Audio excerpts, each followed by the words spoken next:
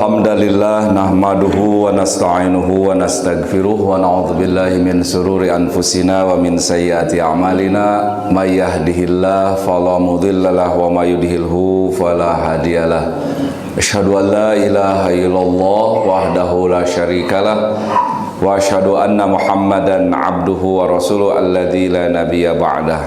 Allahumma shalli ala Muhammad wa ala ali Muhammad kama sallaita ala Ibrahim wa ala ali Ibrahim wa barik ala Muhammad wa ala ali Muhammad kama barakta ala Ibrahim wa ala ali Ibrahim innaka Hamidum Majid wa ba'd. Bapak Ibu jamaah Masjid Mutiara yang saya hormati serta Allah muliakan, alhamdulillah puji serta syukur tak henti-hentinya kita panjatkan kehadirat Allah Subhanahu wa Ta'ala atas segala karunia dan kenikmatan yang begitu banyak Allah berikan kepada kita.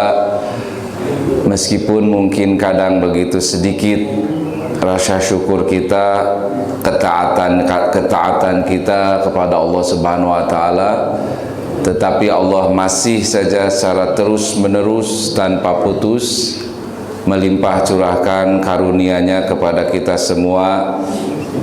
Yang paling utama adalah kenikmatan karunia berupa iman dan Islam, itu yang alhamdulillah masih terpatri di dalam diri kita. Dengan adanya iman dan Islam itulah yang membawa kita insya Allah ke surganya nanti, amin ya Allah ya Rabbal Alamin. Salawat serta salam juga mudah-mudahan tetap terlimpah curahkan kepada junjunan alam Nabi Muhammad SAW, kepada seluruh keluarganya, para sahabatnya, tabi'in, atba'ut tabi'in, dan mudah-mudahan kita selaku umatnya bisa terus istiqomah dalam mengamalkan sunnah-sunnahnya. Bapak Ibu jamaah Masjid Mutiara yang saya hormati serta Allah muliakan, alhamdulillah pada kesempatan subuh kali ini, Ahad tanggal 16 Februari ya, kalau Sya'ban sudah tanggal berapa Ustaz Farhan sekarang itu? 18 ya, insya Allah 17-18. Tidak kerasa memang kita hari berganti hari, minggu berlalu, bahkan tahun pun kita alami bergantian. Sudah menjelang akhir bulan Sya'ban, sudah pertengahan lebih. Berarti itu artinya juga setelah berakhir bulan Sya'ban, insya Allah kita akan menjelang memasuki bulan Ramadan 1446 Hijriah. Mudah-mudahan kita masih diberikan usia dan kesempatan, juga kesehatan, sehingga kita bisa bertemu dengan bulan Ramadan, bisa melaksanakan nanti semua ibadah-ibadah selama bulan Ramadan sampai akhir menjelang Syawal nanti dan seterusnya. Kita berharap, kita berdoa memohon kepada Allah agar diberikan kelancaran, kemudahan dalam melaksanakan ibadah, terutama diberikan kesehatan ya, karena ini yang paling utama.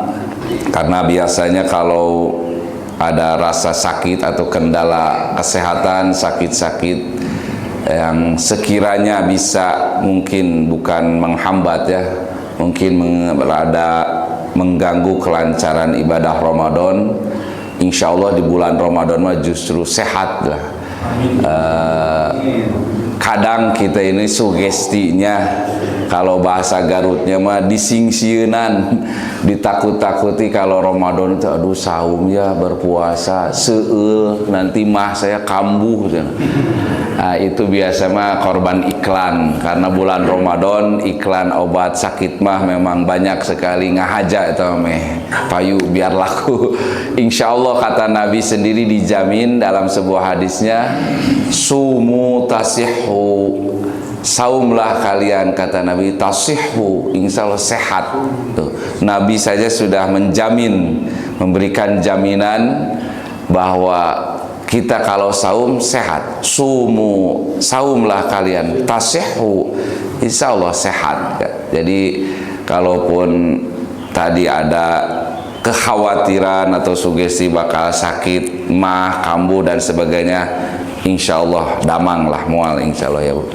Bapak Ibu jamaah Masjid Mutiara yang saya hormati serta Allah muliakan, tadi kita mengatakan juga bahwa mudah-mudahan ada usia dan kesempatan ya sampai bulan Ramadan. Lantas bolehkah kita memang berdoa mengharap dipanjangkan umur atau usia? Memang beda sedikit katanya antara umur dan usia. Saya pernah bahas sebelumnya juga di Masjid Mutiara kalau tidak salah, tapi hitung-hitung sedikit mereview murojaah bahwa perbedaan antara umur dan usia itu beda dalam definisinya saja sih sebetulnya. Kalau umur memang bisa panjang, makanya kita selalu berharap semoga panjang umur gitu.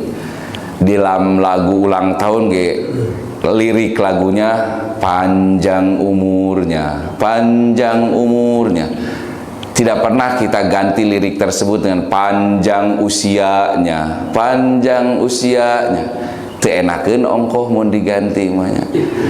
Liriknya itu dari sananya semoga panjang umur, berarti ada harapan dari lagu tersebut.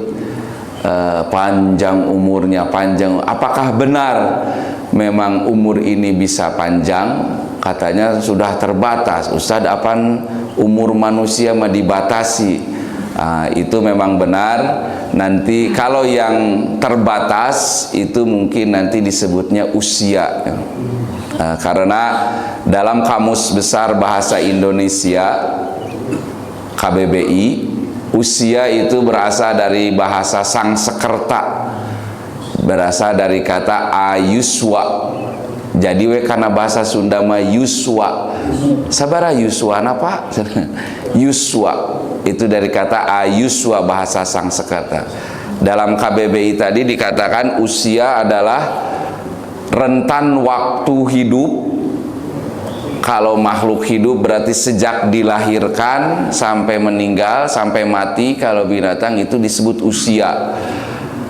Juga bukan kepada makhluk hidup saja, kepada benda mati pun kadang disematkan kata usia. Ini meja ini usianya sudah puluhan tahun ya, sejak dibuat oleh tukang kayu misalnya. Atau Masjid Mutiara kita ini sudah berusia berapa tahun berarti kan?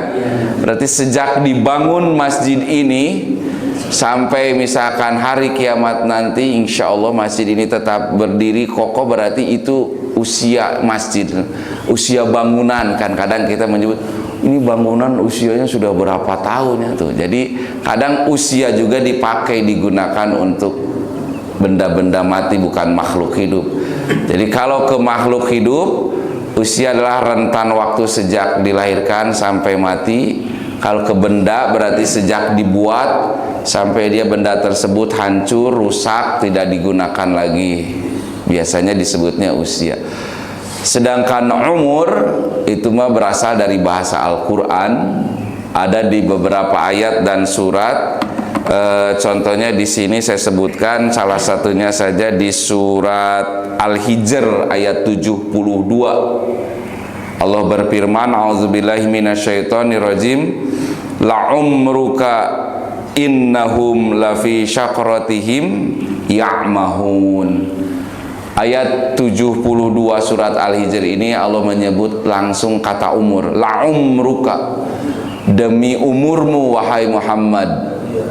Innahum, sesungguhnya mereka orang-orang kafir itu, lafi syakratihim ya'mahun, berada di dalam keterombang-ambingan, keraguan, ketidakpastian. Juga di surat lain An-Nahl ayat 70, a'udzubillahi minasyaitonirrajim, wallahu khalaqakum tsumma yatawaffakum wa minkum may yarzali ila adzalil umur, may yarid ila adalil umur. Ya, maaf, saya ulangi. Wallahu khalaqakum tsumma yatawaffakum wa minkum may yuraddu ila arzalil umuri likai la ya'lam ba'da ilmin syai'a innallaha alimun qadir. Surat An-Nahl ayat 70 tuh.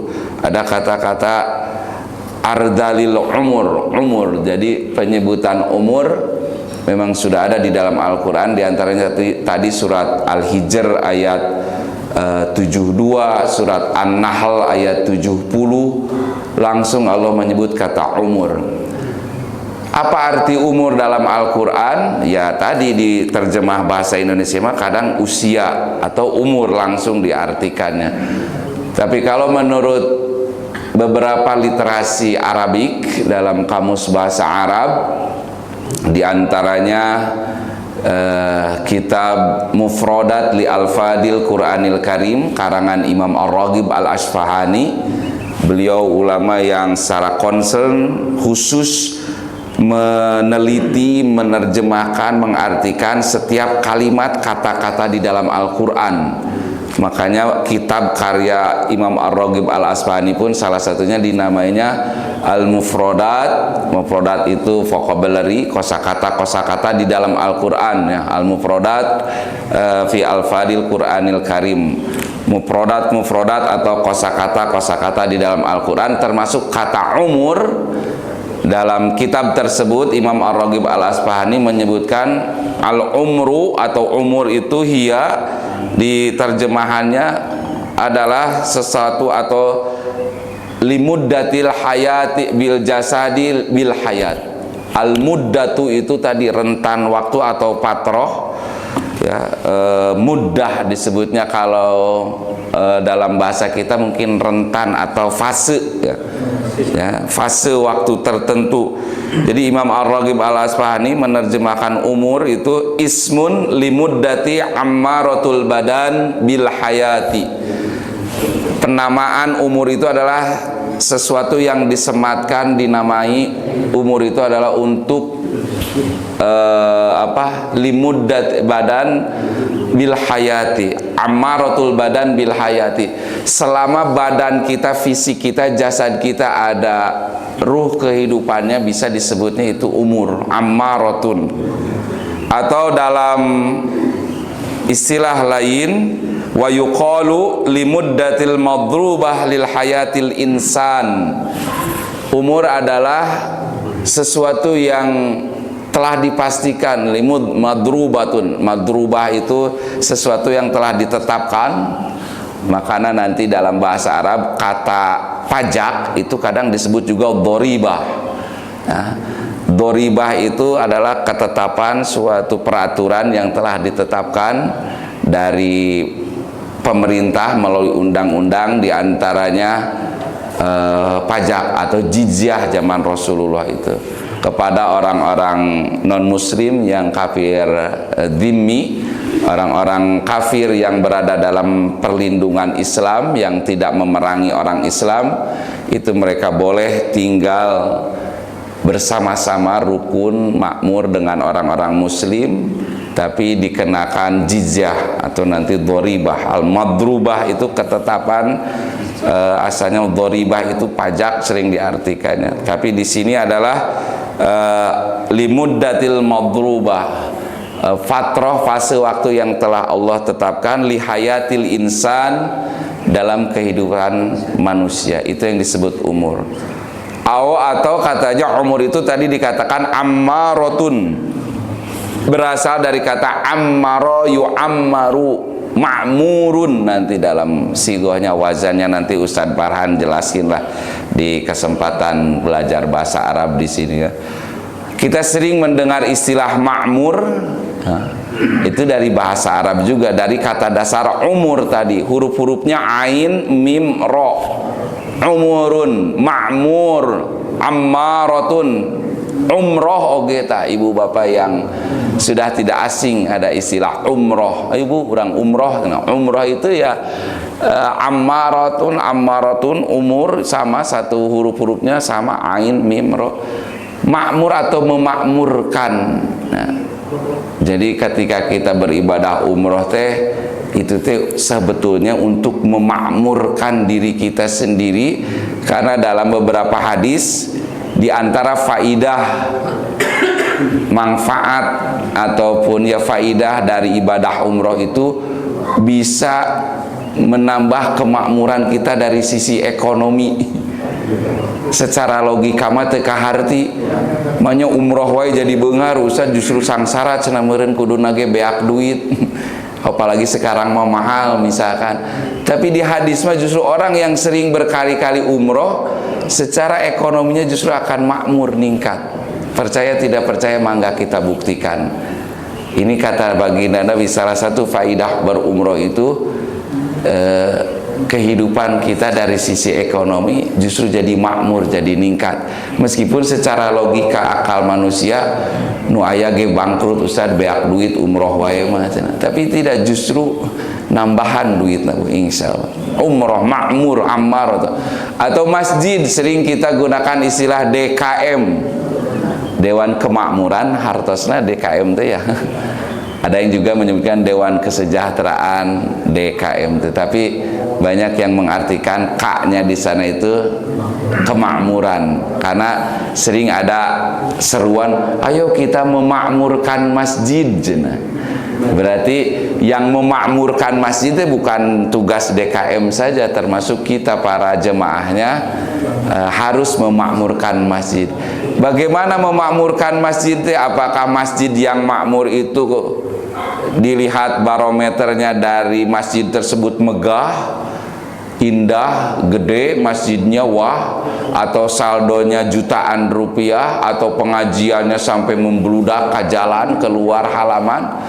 Mungkin itu salah satu barometer masjid yang makmur. Tapi kalau melihat dari sisi bahasa tadi, ammaratun makmur itu dalam kamus bahasa Arab artinya sesuatu yang bermanfaat. Jadi masjid yang makmur teh masjid yang ada manfaatnya untuk lingkungan sekitar masjid, untuk warganya, untuk jamaahnya, aya manfaatna masjid teh. Di antaranya manfaatnya dipakai untuk sholat, dipakai untuk pertemuan, kegiatan sosial. Karena masjid kan tidak melulu hanya untuk ibadah mahdoh saja, untuk sholat, terus beres sholat dikunci masjid deh. Tidak seperti itu. Fungsi masjid, kalau kita mau lihat di Al-Quran, masjid itu diambil dari kata bahasa Arabnya sajada yasjudu, sujud. Sujud teh sanes sholat hungkul Bapak Ibu ya. Selama ini kita memang kata sujud itu identik kaitannya dengan sholat, tapi setidaknya di Al-Quran Allah menggunakan kata sujud dalam 3 makna. Yang pertama, sujud itu bimakna tahiyyah, bimakna penghormatan. Simbol untuk penghormatan itu salah satunya adalah dengan bersujud. Buktinya di Al-Baqarah ayat 35, Allah Subhanahu wa taala ketika memerintahkan para malaikat bersujud kepada Adam alaihissalam, itu bukan sujud ibadah, sujud tahiyyah, sujud penghormatan. Wa idh qulna lil malaikati isjudu li adama fasajadu illa iblis. Sujudnya di sana para malaikat itu dalam bentuk menghormati ieu aya warga baru, ieu makhluk anyar yang bernama manusia, yaitu Adam alaihissalam. Karena sebagai makhluk yang baru yang Allah ciptakan dengan berbagai kelebihannya, malaikat makhluk yang terdahulu meskipun senior wayahna harus menghormati ka junior, karena dari sisi diciptakan memang malaikat lebih duluan, tapi dari sisi kelebihan keilmuan Adam lebih unggul daripada malaikat. Karena di ayat sebelumnya di Al-Baqarah juga itu Allah sebutkan wa'allama adamal asma'a kullaha. Allah telah mengajari berbagai disiplin ilmu kullaha, seluruhnya. Kepada manusia itu Allah berikan semua ilmu pengetahuan. Kalau ke malaikat mah tidak. Malaikat itu makanya disuruh hormat kepada makhluk anyar ya, meskipun baru junior, tidak mentang-mentang senior. Malaikat itu ya manut, tunduk, pasajadu illa iblis, kecuali iblis nih yang so senior yang tidak mau sujud kepada Adam. Nanti dulu ya Allah, Ana khairum minhu, kata iblis, saya lebih baik dari dia. Khalaqtani min nar wa khalaqtahu min tin. Kenapa saya lebih baik? Kata iblis, karena saya mah diciptakan dari api, dia mah dari tanah. Secara teorinya mungkin api lebih powerful, lebih kuat daripada tanah, sehingga keheulaan kudu nyembah kanu anyar ieu. Kata iblis mah aba wastakbaro, membangkang dan takabur iblis mah. Beda dengan malaikat, mereka pas sajadu, nah sujudnya itu menghormati, itu sujud tahiyah. Nanti ada juga kan sujud di Al-Quran bimakna penghambaan, atau bukan penghambaan, pengakuan ketaatan, patuh, taat, mengakui kekalahan, kesalahan juga bisa. Itu dalam kisah Nabi Musa alaihissalam ketika beradu kekuatan dengan ahli sihir Fir'aun. Kan kita tahu dalam sejarahnya para ahli sihir Fir'aun melemparkan tali-tali berubah menjadi ular, sehingga orang-orang menganggap, orang-orang saat itu ketika melihat, wah iya sakti, jagoan tukang sihir, tali bisa berubah jadi ular. Ternyata itu mah hanya trik, tipuan, sihir. Nabi Musa alaihissalam diberikan mukjizat yang bukan sihir, bukan tipuan. Ini mah real, benar-benar mukjizat itu datangnya dari Allah. Nabi Musa lemparkan tongkatnya, berubah menjadi ular yang lebih besar. Dan orang-orang ahli sihir ini tahu, wah ini mah bukan trik, bukan sihir, beneran ini mah ularnya itu. Maka mereka mengakui kekalahannya, ilmu-ilmu sihir mereka tidak sebanding dengan mukjizat. Maka mereka orang-orang sihir mengatakan, wa ulqi, di Al-Quran, wa ulqiyas saharatu sajidin. Itu teh di surat apa Ustaz Farhan? Ada bunyi ayat itu teh, kalau tidak salah di surat Al-A'raf ayat 70-an lah nanti ya. Wa ulqiya saharatu sajidin. Para ahli sihir ini melontar, berkata sambil melemparkan tali-tali yang trik sihirnya itu, sambil seraya bersujud. Bersujudnya itu mengakui benaran ini mah mukjizat, mengakui kekalahan mereka, mengakui kesalahan mereka. Sujud juga disebutnya itu, bukan hanya sholat berarti sujud. Yang ketiga, makna sujud itu di Al-Quran di surat Ar-Rahman, surat favorit ibu-ibu, surat 55 ayat ke-6 ya, wan najmu wasyajaru yasjudan. Bintang-bintang, planet-planet, najmun itu ya kita artikan bintang, karena ada surat di Al-Quran An-Najm itu bintangnya, An-Najmu Saqib. Atau juga bisa artikan planet-planet, karena memang pada hakikatnya planet-planet yang di luar angkasa sana itu adalah kategorinya bintang ya. Wan najmu wasyajaru yasjudan. Bintang, planet-planet dan pepohonan yasjudan, bersujud kepada Allah. Sujudnya planet-planet apakah sujud kayak kita sholat, membungkuk, menunduk? Bukan, atau bahaya kalau planet-planet menunduk, maruragan kayak di rag-ragnya, berjatuhan. Yasjudan, sujud di Ar-Rahman ayat 6 itu dalam penjelasannya Ibnu Katsir mengatakan itu adalah sujud simbol ketaatan ya, mereka planet-planet ini kan taat sejak diciptakan sampai kiamat, taat, patuh kepada Allah, disuruh muter-muter aja terus, berotasi di orbitnya ya. Di antaranya bulan nih. Kenapa kita sekarang berada di bulan Sya'ban, sudah tanggal 17? Dari mana taunya itu? Karena kita tahu bulan itu berputar. Di surat Yasin, ibu-ibu juga pada hafal pasti. Surat 36 ayat mulai 37 ke sana sampai 40. Wal qamara qaddarnahu manazila ya kalau tidak salah. Itu ada di surat Yasin, ada di surat Yunus ayat ke-5. Terus apalagi yang ketika menyebutkan bulan-bulan itu berputar, beredar pada garis manazil. Manazil itu manzilahnya, orbitnya. Sehingga satu putaran bulan mengelilingi bumi durasinya kadang ada 28 hari, 29 hari, ada yang 29 hari, sekian jam, dibulatkan 30 hari. Nanti kayak Ramadan nih yang akan kita jelang, insya Allah jumlah harinya sebulan penuh Ramadan nanti 30 hari. Dari mana tahu itu 30 hari? Ya dari peredaran bulan tadi ketika berotasi mengelilingi bumi. Taat patuh ini bulan, matahari pun sama berputar. Cuman kata di sekolah dulu saya dikasih ilmu pendidikan di sekolah, bukan salah, mungkin kurang nggak berputar katanya, bumi yang berputar mengelilingi matahari. Ya sering kita menerima keterangan seperti itu bahwa bumilah yang berputar mengelilingi matahari, padahal menurut Al-Quran matahari juga berputar. Di surat Yasin tadi ayat 36, 37, wasyamsi tajri limustaqarril laha. Matahari pun syamsun itu tajri, berjalan, berputar, limustaqarril laha.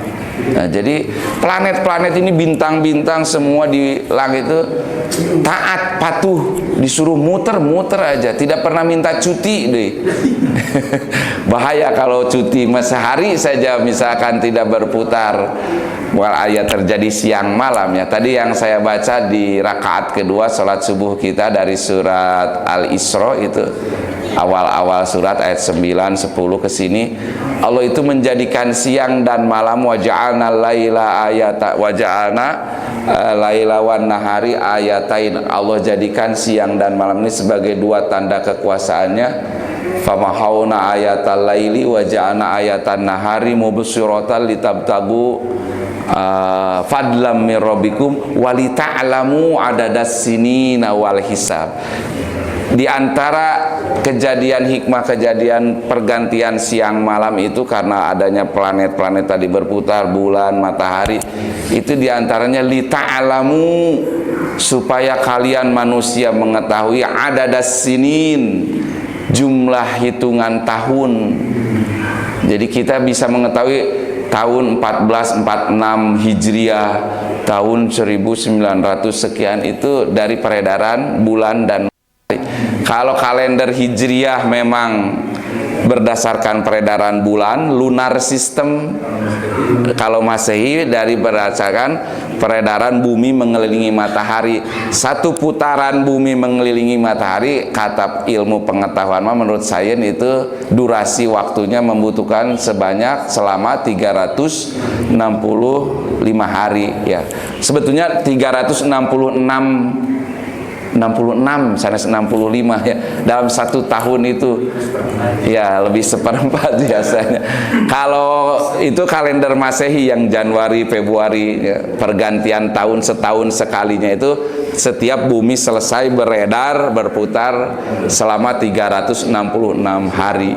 Kalau kalender Hijriah mana di sini nggak ada ya di Masehi. Almanak Komariah yang Muharram, Safar, Sya'ban, Ramadan nanti itu berdasarkan lunar sistem peredaran bulan mengelilingi. Bukan hanya umat Islam yang menggunakan lunar sistem itu, bangsa Chinese, peradaban Cina itu makanya ada nanti Xiao Uqing, harimau, kelinci dan sebagainya. Itu penanggalannya Imlek, itu tahun baru Imlek itu lunar system juga. Bangsa-bangsa suku Maya juga katanya dulu menggunakan sistem penanggalan tahunnya itu lunar system. Jadi berdasarkan planet-planet ini yang berputar, beredar, berotasi, mereka taat patuh sejak diciptakan sampai kiamat nanti. Disebut yasjudan di surat Ar-Rahman ayat 6. Maka sujudnya itu bentuk ketaatan tuh. Jadi masjid disebut masjid itu tempat sujud. Tempat sujudnya berarti bukan tempat sholat saja. Satu, kalau merunut kepada makna sujud tadi, pertama tahiyah, sujud sebagai bentuk penghormatan seperti malaikat kepada Adam alaihissalam. Dengan masuk ke masjid kita dianjurkan adanya tahiyatul masjid. Kenapa kita setiap memasuki masjid dianjurkan harus sholat dulu 2 rakaat yang disebut sholat sunat tahiyatul masjid? Tahiyah itu kan tadi penghormatan.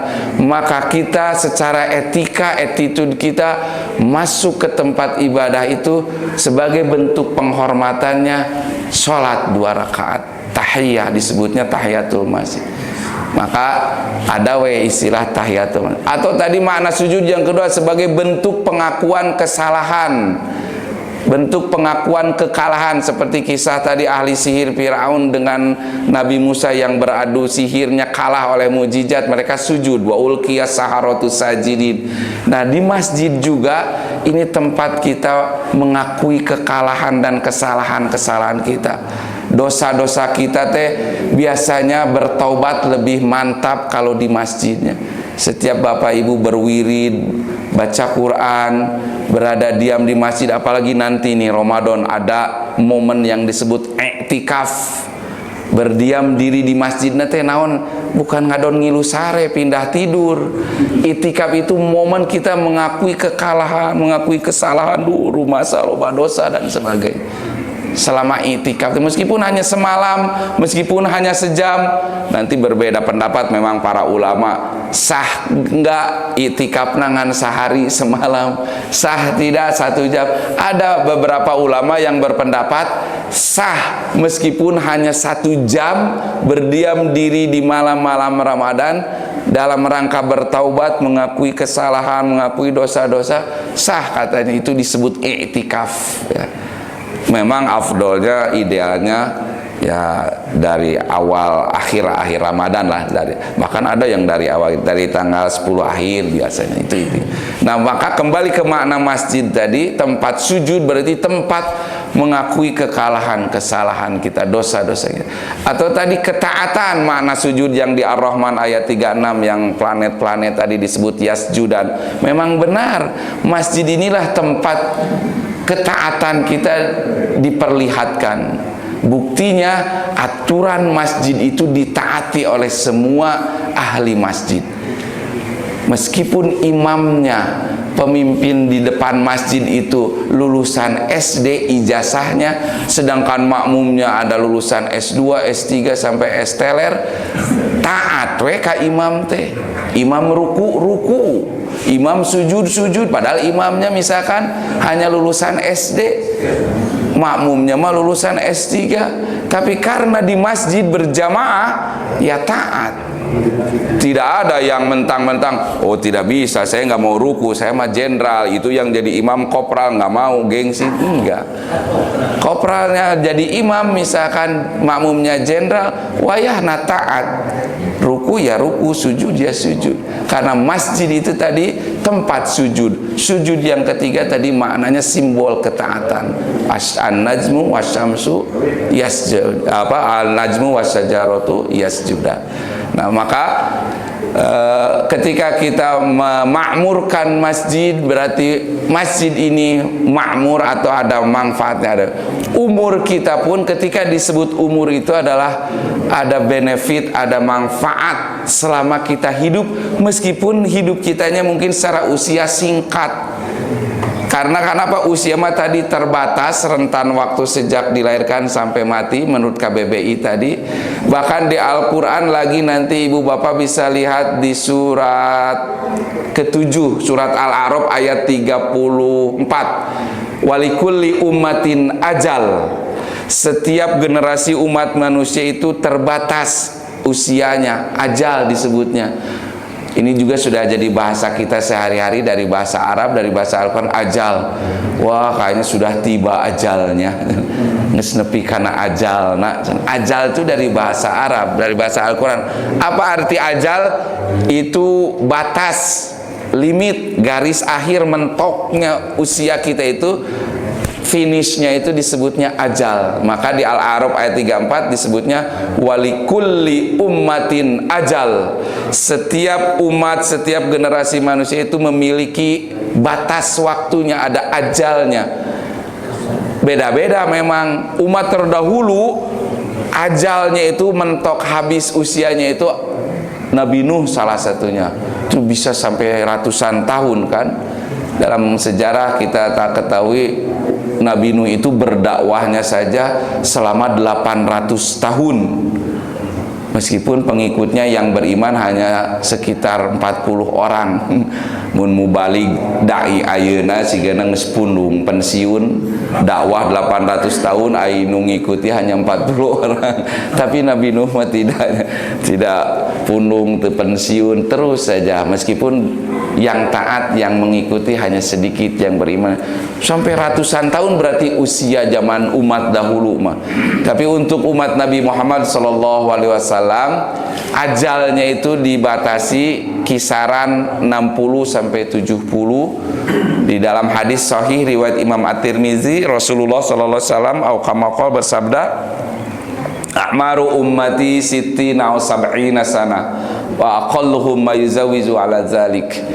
Usia umur umatku itu kisaran sittina aw sab'ina sana, 60 atau 70 tahun. Rasul sendiri kan wafat di kisaran usia 60-an ya, 62 atau 63. Jadi di angka 60-an Rasul sendiri batas usianya itu. Kita umatnya kata Nabi ya kisaran 60 atau 70. Wa aqalluhum ma yuzawizu ala zalik. Dan jarang ada, bukan gak ada, cuman langka.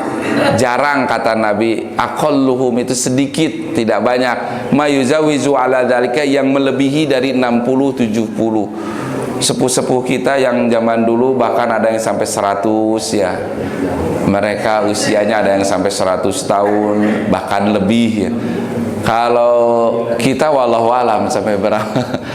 Menurut teori kesehatan, indeks hidup manusia modern saat ini kisaran 45 sampai 50. Alah sakedap deui mangkana. Saya sekarang usia 46, usia biologis sejak dilahirkan. Kalau menurut teori kesehatan tadi kedokteran, indeks hidup manusia modern, manusia nu hirup zaman ayeuna itu rata-rata kisaran usia hidupnya teh 45 sampai 60 kan. 50. Abi berarti mun sampai 60 15 tahun deui di dieu. Wallahu alam, tapi kan itu hal yang gaib. Cuman usia itu tadi disebutnya ada batas, likuli umatin ajal. Kalau umur bisa panjang, kenapa tadi? Karena dari kata ammara yu'ammiru tadi bermanfaat. Artinya kita, fisik kita mah, jasad kita boleh mati, dikubur, dilenyapkan oleh cacing, hilang, hancur, lebur. Tapi selama hidup kita ini bermanfaat bagi sesama, itulah orang yang disebut panjang umur. Jadi tidak salah kita mendoakan semoga panjang umur, karena memang umur itu bisa panjang. Meskipun fisik kita, jasad kita, usia kitanya terbatas, mati, meninggal, dikuburkan, dimakan cacing, hancur jadi tanah, tapi selama kitanya hidup ini pernah berbuat manfaat kepada sesama, kepada keluarga, tetangga, itulah yang hakikatnya disebut panjang umur. Dalam hadis Nabi SAW pernah ditanya oleh seseorang, oleh salah satu sahabat, ya Rasulullah, ayun nasil khair, manusia yang paling baik itu yang gimana? Kata Nabi, tula umruhu wa hasuna amalu. Orang yang paling baik adalah yang panjang umurnya dan baik amalnya. Sebaliknya kalau orang yang tidak baik itu, kata Nabi, panjang umurnya tapi jelek amalannya. Jadi amal-amal kita selama bermanfaat, ada berkah, ada kemanfaatan untuk di sekitar kita, itu yang disebut panjang umurnya. Boleh nggak kita memohon kepada Allah ingin dipanjangkan umur? Boleh, kalau sekiranya memang kita ingin memperbanyak amal. Di sini ya ada beberapa poin yang kita harus memohon kesempatan kita untuk beramal soleh, memohon dipanjangkan umur itu yang pertama. Kedua, untuk kita biar bisa ada kesempatan bertobat tadi ya. Karena ya Allah, misalkan panjangkanlah umurku, usiaku ini agar aku bisa banyak amal kesolehan, agar aku bisa bertobat, bisa introspeksi, memperbaiki diri, kesempatan untuk bertobat dari dosa-dosa. Nah, salah satu doanya ada di sini di hadis riwayat Muslim, doa supaya kita ingin dipanjangkan umur. Rasulullah SAW bersabda, la yatamanna ahadukumul mauta min durrin asobahu fa in kana la budda fa'ilan falyakul Allahumma ahyini ma kanatil hayatu khairun li wa tawaffani iza kanatil wafatu khairun li. Ini salah satu doa yang Nabi ajarkan. Janganlah di antara kalian, kata Nabi, la yatamanna ahadukumul maut. Jangan di antara kalian ini mengharapkan maut, ngarep-ngarep maut, bisa mendingan maut tuh daripada susah kieu maripu. Ada kan sebagian yang meratapi seperti itu, manusiawi, wajar. Dulu saja Siti Maryam ketika dalam kepayahan hendak melahirkan, Siti Maryam sambil bersandar di pohon kurma, beliau berkata, ya Allah, lebih baik aku mati saja dan tidak pernah diingat, tidak pernah ada di dunia ini. Ya, insi, ya apa kata-katanya itu di surat Maryam ayat berapa itu ada. Lebih baik aku mati saja dan tidak dikenal, tidak ada orang yang tahu. Ya. Wajar sebagai manusia kadang ketika ditimpa kesulitan berkata lebih baik mati saja. Nah, di sini di hadis kata Nabi, la yatamanna ahadukumul maut. Janganlah kalian mengharapkan, menginginkan maut. Mending maut ayeuna we daripada kieu wae mah. Lebih baik aku mati misalnya. Komo nu ngagarombal zaman dulu mah nya, lebih baik aku mati saja daripada harus kehilanganmu bla bla bla. La yatamanna ahadum. Jangan, kata Nabi, mengharapkan kematian. Apalagi iza asabau min dur apabila apalagi min durrin asabahu, ketika ditimpa kemadaratan, kesulitan. Fa'ingkana labuda failan, meskipun benar kita dalam kondisi sesulit apapun, baik itu diuji ekonomi, kesehatan, nuririwit, geringan wae kan sok aya nu sakit-sakitan, ya Allah mendingan maut ya atuh abi teh daripada kieu harus berobat tahunan, cuci darah bla bla bla, operasi silih ganti. Dan jangan, kalaupun benar kondisi sedang gitu, maka paling Nabi mengajarkan Allahumma ahyini makanatil hayatu khairun li. Ya Allah, hidupkan aku jika sekiranya kehidupan ini lebih baik untukku. Wa tawaffani makanatil wafa khairun. Juga wafatkanlah aku jika sekiranya wafat ini adalah yang lebih baik untukku. Paling gitu katanya opsinya. Ya, bagi kita mah, jika kehidupan ini memang baik untukku, maka hidupkanlah aku, alias panjangkan umurku untuk mengisi kehidupan ini. Sekiranya kehidupan ini baik untukku, baik dalam keagamaan, nanti ibadah kita jadi baik, ekonomi kita, keluarga kita, semua hal jadi baik di kehidupan ini, tidak apa-apa, kita minta makanatil hayatu khairon li. Jika sekiranya kehidupan ini baik untukku, maka hidupkanlah aku, panjangkanlah umurku. Tapi sekiranya watawaffani, wafatkan saja aku, idza kanatil wafatu, jika sekiranya kematian itu khairun li, itu yang lebih baik. Atau di hadis lain ini lebih spesifik lagi, doa meminta agar kita panjang usia umur kita, bahkan diberikan keturunan, harta, benda, keluarga, keberkahan yang sering kita minta ke Allah. Semoga diberikan keberkahan rezeki, usia, keberkahan keluarga. Ini ada salah satu doanya di dalam hadis berikutnya, ketika Rasulullah SAW mengajarkan kepada siapa ini, kayak itu aralit aksarana abi tos umur ya, usia mata tetes dekatnya. Allahumma aktsir mali wa waladi. Ya Allah, perbanyaklah harta kepadaku. Itu boleh, minta beunghar ge dianjurkeun ku Islam. Jangan salah anggapan, kadang Islam tidak mengajarkan kaya, kudu qanaah. Cek saha Islam ge nganjurkeun kaya. Da harta ge perlu untuk zakat, untuk sholat, untuk umroh berkali-kali tadi. Bahkan di surat Al-Qasas ayat 7 mah walatansa nasibaka minad dunya. Jangan kau mengenyampingkan urusan dunia karena target akhirat, dilupakan, abaikan urusan dunia. Enggak, Islam itu agama yang seimbang, balance, tawazun. Urusan dunia dan akhirat harus seimbang. Ya kan jelema teh ibadah we terus moal gawe Da abi marek ibadah di masjid we marukan duit bakal murah ti para masjid moal. Harus kerja. Gak mungkin duit jatuh dari atap pelapon masjid.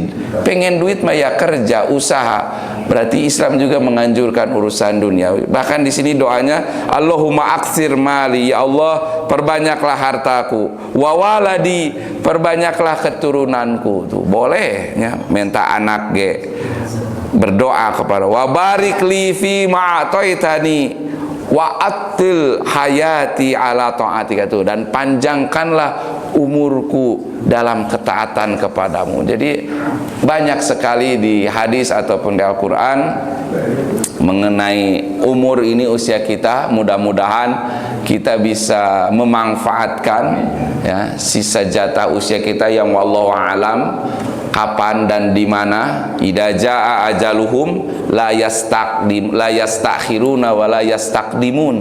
Jika telah tiba ajal kita sampai kepada limitnya, la yastakhirun, tidak bisa diakhirkan, tidak bisa dipending. Samenit deui ya Allah betah keneh, teu bisa wayahna. Hari ini mati kita, detik ini la yastakhirun wa la yastaqdimun, juga tidak bisa diawalkan. Ada orang yang sakit tadi minta mati we abi teh mending keneh maut, tetapi kalau belum waktunya la yastaqdimun, tidak bisa diawalkan. Banyak kan orang sudah terbaring di tempat tidur tahunan, sakit menahun, teu maot-maot, ada can waktuna, la yastaqdimun. Tapi kalau yang sudah waktunya mah kadang lagi segar bugar, sehat walafiat, keur olahraga, bahkan banyak yang meninggal. Yang di kasur, di tempat tidur sakit puluhan tahun, kalau belum waktunya la yastakhiruna wa la yastaqdimun. Tapi kalau sudah ajaluhum, jika sudah datang ajalnya, aina ma kuntum tudrikumul maut, di surat lain, dimanapun kamu berada, tudrik, makanya katanya yudrik itu menemukan, menemui. Berarti al maut itulah nanti yang menepangan orang, menemui kita. Jangan kita mencari-cari kematian, mencoba bunuh diri, minum racun serangga, gantung diri dan sebagainya, jangan. Tapi kalau mah sudah waktunya mah mautlah yang datang kepada kita, yudrikumul maut walau kuntum fi burujim musayyada, meskipun kita menghindar, nyumput, sembunyi di dalam kotak baja yang terkunci rapat, wayahna kalau ajalnya, mautnya itu datang, yudrikumul maut. Nah, di mana saja dan kapan saja kita pasrahkan kepada Allah. Yang penting dalam kondisi tadi kita punya manfaat selama hidup. Itulah nanti yang disebut husnul khotimah. Ya, mati kitanya dalam keadaan kebaikan. Wallahu alam bisawab. Itu saja mungkin Bapak Ibu yang bisa saya sampaikan. Kurang lebihnya mohon dimaafkan, pasti banyak kesalahan ataupun salah pengucapan ayat ataupun hadis, itu murni dari kebodohan dan kekhilafan saya sendiri. Kalaupun ada yang benar-benarnya itu dari Al-Quran dan hadis, mudah-mudahan menjadi tazkirah, menjadi panggeing, pangeling bagi kita semua, khususnya saya sendiri yang menyampaikan. Kita sebaik mungkin kita manfaatkan jatah usia kita, khususnya menjelang bulan Ramadan ini, kita isi sebaik mungkin waktu yang Allah berikan ini. Mudah-mudahan kita bisa sampai tuntas sampai akhir Ramadan, bahkan berdoa saja mudah-mudahan ketemu lagi dengan Ramadan berikutnya. Amin ya rabbal alamin. Wal afu minkum, aqulu qauli hadza wa astaghfirullah li wa lakum walhamdulillahirabbil alamin. Wassalamualaikum warahmatullahi wabarakatuh. Hatur nuhun saudara.